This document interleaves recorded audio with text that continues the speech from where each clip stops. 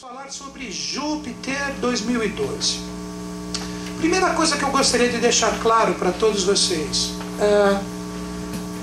os planetas, a diferença principal entre astrologia e astronomia é a seguinte: a astronomia, assim como, guarda o que eu vou falar, assim como uma astrologia clássica simples, que não traz o lado ocultista, fica mais preso no lado físico do planeta.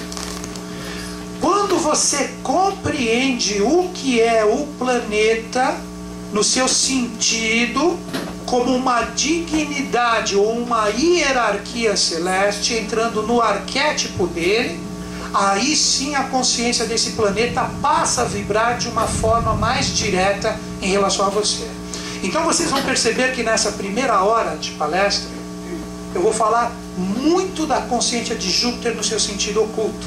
Então quando você compreende o que é essa parte oculta que está ligada à consciência de Júpiter, você começa automaticamente a ter uma força causal em relação à dignidade planetária jupiteriana.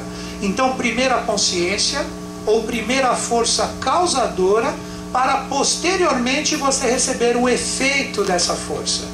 Então essa que é a verdadeira astrologia.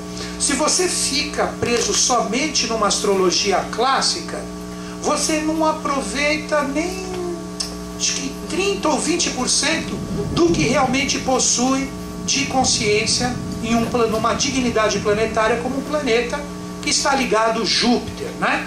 Então vamos entender o primeiro processo de tudo isso. Como ensina o meu mestre, o professor Henrique José de Souza, para quem não sabe, eu sou membro da Sociedade Brasileira de Obiose há mais de 10 anos, ele ensina que nós temos dois tipos de Júpiter. Nós temos um Júpiter olímpico e um Júpiter plutônico. Vamos entender o que representa essas forças. Júpiter olímpico e Júpiter plutônico. Existe então uma força jupiteriana que é uma força celeste. Esse é conhecido como Júpiter olímpico, aquele que manda os seus raios, que ele está mandando agora, tá vendo? Esses raios estrovões.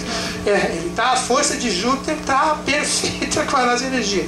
Então é aquele que envia os seus raios cósmicos para cá. Vocês já viram aquela imagem de Zeus, que estava até aqui posteriormente na palestra? Que ele fica enviando, é a divindade ligada, a divindade grega ligada a Júpiter é Zeus. Porque cada planeta está correspondente a uma dignidade planetária, se você pegar a mitologia grega. Um exemplo, falando rapidamente, o Sol está ligado a Hélio, a Lua está ligada a Selene, Mercúrio está ligado a Hermes, Vênus está ligado a Afrodite. Então quando você une Mercúrio com Vênus, que é o símbolo que o Eliphas Levi colocou no centro do tetragramaton dele, que é um símbolo fácil de você achar na internet, aquilo representa o andrógeno. Por isso que o termo hermafrodita representa a pessoa que carrega um pouco dos dois sexos, que é a força de Hermes e Afrodite junto, né? Então Hermes com Mercúrio e Afrodite com Vênus. Quando você fala de Marte, você fala do deus Ares. Quando você fala de Júpiter, é Zeus, que é filho de Saturno. Guardem isso. Júpiter é filho de Saturno. Então Júpiter, ele está muito ligado a Cronos, que é a divindade de Saturno. Vocês vão começar a compreender o sentido oculto disso, que está ligado à força do rei do mundo ou Melquisedeque, que é a consciência de Júpiter. Mas Cronos anda sempre ao lado dela. Continuando. Depois Júpiter, Zeus, Saturno, Cronos, Urano é o próprio Ur, ou Urano mesmo, Netuno está ligado a Poseidon, ou Poseidones, e por fim Plutão é o deus Hades, é o deus do centro da Terra, né? Então vamos começar a entender esse lado de Júpiter olímpico e plutônico. O Júpiter olímpico é o próprio Júpiter em si, que possui esse simbolismo aqui, ó. São Pedro está caprichando, hein? Deixa eu aumentar até o volume aqui, que as águas de São Pedro estão mais altas que a própria voz aqui, né? O símbolo de Júpiter, ele se inicia com uma cruz. Quando você coloca a Lua nessa parte superior da cruz, como se a haste horizontal fosse a face da Terra, você está falando do Júpiter olímpico. Esse Júpiter olímpico, o que ele representa? Uma força celeste. Uma força celeste. Por isso que quando a astrologia clássica fala de Júpiter, ela fala de fé, de esperança, de religar, que todo ser humano possui. Que se você coloca numa tradução direta no ocultismo, representa o quê? O ser humano captando os eflúvios celestes, e através desses eflúvios celestes que reverberam com a sua consciência interior, isso faz com que ele se mova em prol da sua fé, em prol do acreditar, em prol do seu crescimento, buscando uma prosperidade. Tudo isso representa uma pessoa que está conectada à força de Júpiter. Júpiter no ser humano representa esse chakra ou esse centro de força, que é o chakra coronal. É o chakra que mais possui sintonia com as forças do alto. Uma pessoa que tem o chakra coronal, bem conectado, que tem o chakra coronal em pleno funcionamento, é uma pessoa que traz uma conexão direta com esse Júpiter olímpico que eu estou falando para vocês. Que no simbolismo é a divindade jogando os seus raios, que de raios não são esses raios que fazem a tempestade. Os raios são estados de consciência que, de acordo com a sua capacidade e o seu aprimoramento, quanto mais preparado você está, mais você recebe. Vocês compreenderam o que é o Júpiter olímpico? Isso é uma primeira consciência ligada a Júpiter. Se você pegar esse símbolo, agora que vem o segredo. Se você pegar esse símbolo e virá-lo ao contrário, ele fica assim, ó. Não é assim? É como se você colocasse o 4 de ponta cabeça. Esse é chamado de Júpiter plutônico. Júpiter plutônico, quem que é? Saturno. Saturno, que na verdade é o pai do Júpiter, é o que inicia tudo para terminar como Júpiter. Esse aqui nós podemos dizer que é uma força o quê? Terrena. Uma força terrena. Quer ver como vocês vão entender o que representa a consciência de um e de outro? A captação das energias de cima, das energias celestes, vocês entenderam. Mas depois que você captou, que você está com essa força jupiteriana dentro de você, você vai ter que fazer o quê? Você não vai ter que realizar? Você não está na face da Terra? Você não está vivo? Você não tem que colocar em prática tudo isso que você está captando? Aí entra o Júpiter plutônico ou terreno. Plutão está ligado àquela força do centro da Terra que eu falei para vocês, que é Hades. Então representa nós reencarnados aqui como seres humanos, recebendo a consciência desse Júpiter olímpico e tendo que colocá-lo como Júpiter plutônico ou uma força terrena aqui na face da Terra. Tanto é que a representação de Saturno no corpo humano é o chakra raiz ou básico, que é o último chakra do ser humano, que está posicionado aonde? No final da sua coluna vertebral, captando as energias da Terra. Vocês entenderam agora o simbolismo de um e de outro, como eles se complementam?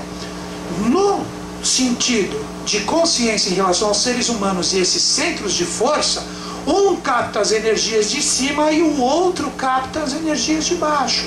Então, quando você começa a entender Júpiter nesse sentido, como complemento entre ele e Saturno, uma realidade celeste e uma realidade de baixo, aí que acontece a verdadeira magia da vida. Porque você compreende que você tem uma condição de receber as forças celestes, mas não adianta você ficar com a força celeste somente como uma ideia sem colocá-la em prática, sem colocá-la no sentido de realização. Então a nossa vivência hoje, através de toda essa consciência que vai ser falada, é você compreender que sempre quando existe uma fé ou existe uma força dentro de você que você considera uma força espiritual ou uma força cósmica ou uma força celeste ou divina, é sinal que você precisa realizar com ela. Sabe o que nós chamamos dessa força aqui quando ela está em conjunto? A gente chama essa força disso aqui, ó, Avatara. Vou explicar o que representa esta palavra. Ava é descida, projeção. Tora vem de Torá dos judeus, que representa a lei. Então, quando se faz um avatar na face da Terra, é a descida de uma consciência, e a descida dessa consciência celeste vai passar a ter uma força que a regula na face da Terra para que ela produza. Veja se os avataras, Krishna, Buda, vê se esses seres, quando eles estavam aqui na face da Terra, eles captaram a energia de cima e tiveram que realizar com ela. Sim ou não? Ou eles receberam e ficaram fazendo Om até o fim da vida? Como é que foi em relação a esses seres? Agora que vem o processo de vocês compreenderem essa energia se projeta em cada um de nós. Não que você tenha que desenvolver, claro que é o final do padrão humano, vamos dizer assim, né? Mas todos nós recebemos a quantidade de lei que desce de acordo com o nosso potencial de recebimento que nós temos no nosso corpo preparado. Todos esses seres, olha como que funciona, todos, sem exceção, tiveram que passar por iniciação. Um exemplo bem clássico, o próprio Cristo.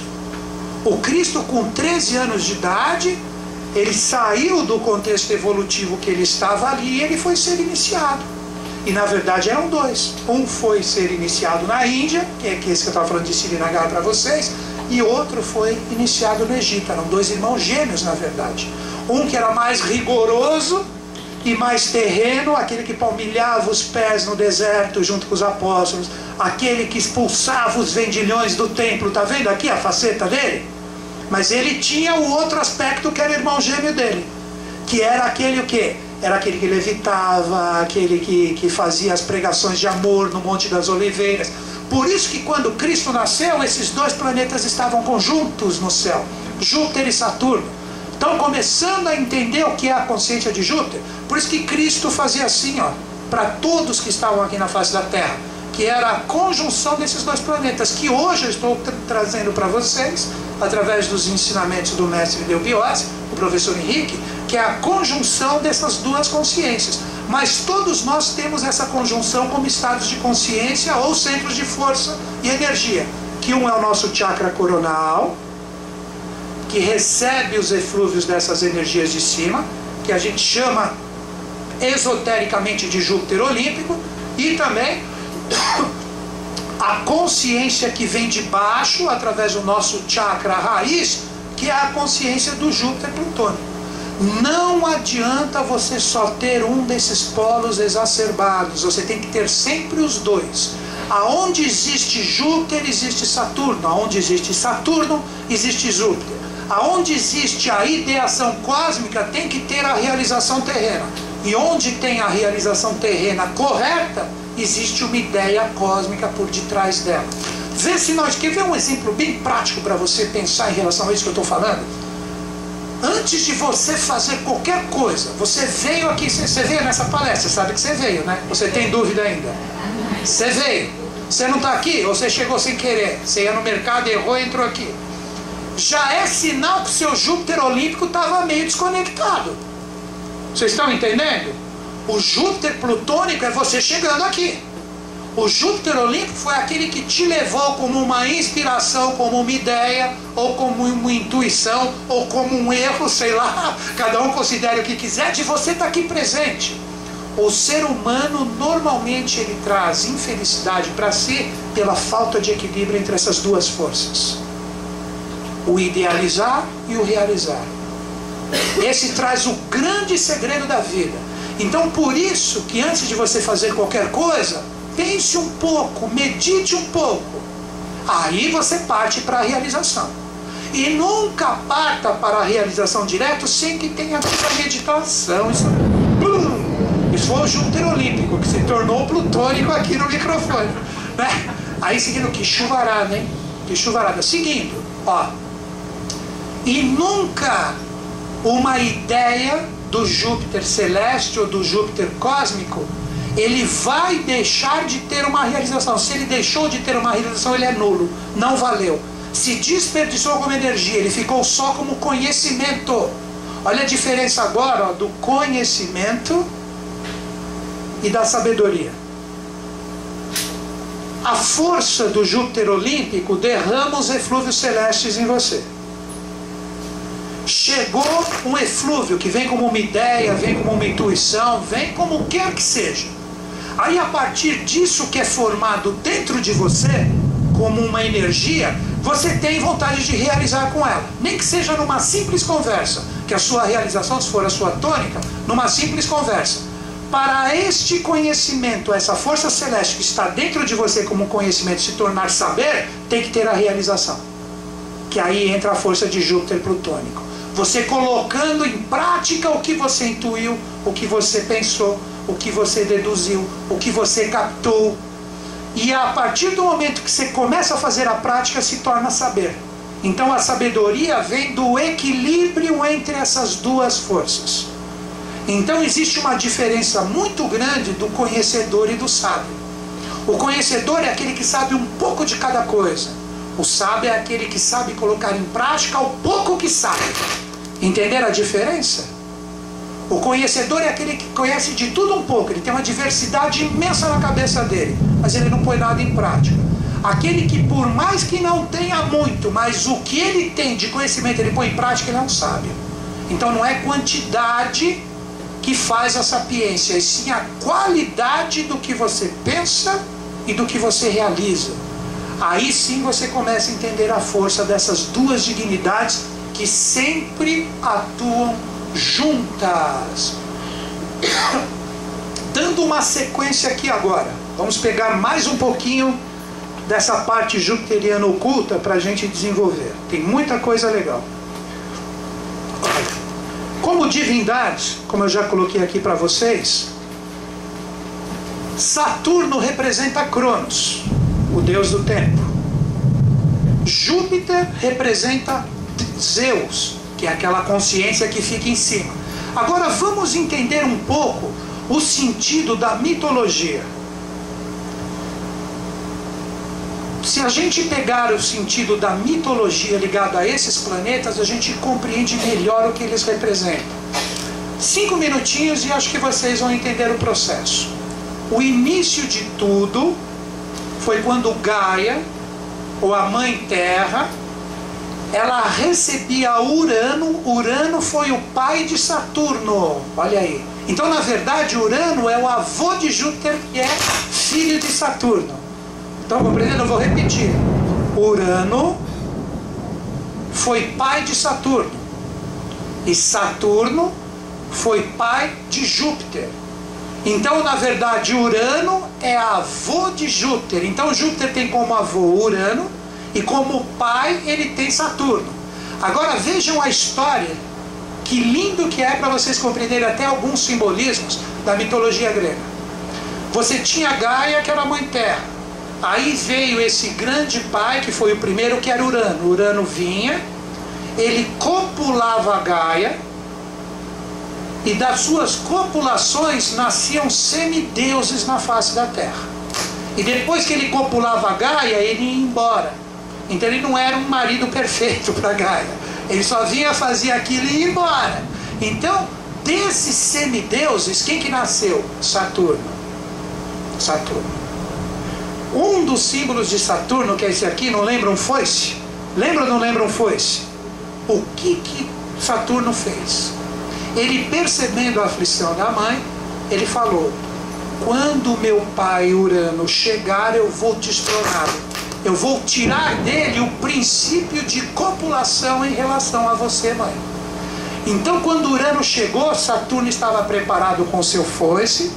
Quando ele chegou para copular Gaia, Saturno foi lá e ceifou os testículos do pai dele, Urano. Depois desse corte que Saturno deu, Urano saiu todo desnorteado. Por isso que Urano, de uma forma astronômica, ele tem um movimento dele de rotação todo diferente. Ele é o único planeta que é diferente no seu movimento ao redor do Sol. Aí o que ocorre? Dos testículos de Urano caídos na Terra, cai no mar quem nasce? Vênus. Aí que começa a saga dos anjos caídos. Por isso que alguns livros ocultos dizem que Vênus representa o planeta ou esteio ligado aos anjos caídos. Aí o que ocorre? De Vênus vem Afrodite. Por isso que muitas vezes quando vocês veem o simbolismo de Afrodite, Afrodite está vindo dentro de uma concha do oceano para a face da Terra. Porque ela é fruto do sêmen que caiu de Urano na face da Terra. Agora vejam como que funciona a história de Júpiter e Saturno. Quem se torna senhor da Terra? Saturno. Aí Saturno escuta do oráculo: assim como você destronou seu pai, você também será destronado por um de seus filhos. Opa! Aí o Saturno, ele criou o que? O princípio da limitação, que é a consciência da Lua sempre abaixo da matéria. Por isso que Saturno representa a concentração e a limitação. Todos os filhos que ele tinha, ele engolia. Isso simbolicamente, né? Senão não ia caber, né? Aí ele engolia os filhos dele. Aí o que aconteceu? Chegou um determinado dia, que acho que ele devia já estar bem cheio, nasceram alguns filhos que ele não tinha condição de limitar, e um deles era Júpiter. Ele deixou num canto, tipo preso. Júpiter consegue sair da sua prisão, e o que ele faz? Ele derrota o pai dele, que é Saturno, retira os limites e faz Saturno regurgitar todos os seus filhos. E quando Saturno regurgita os seus filhos que estão limitados dentro dele, surge o império do novo Deus, que é Júpiter, e tudo que estava limitado se torna exaltado acima da cruz da matéria.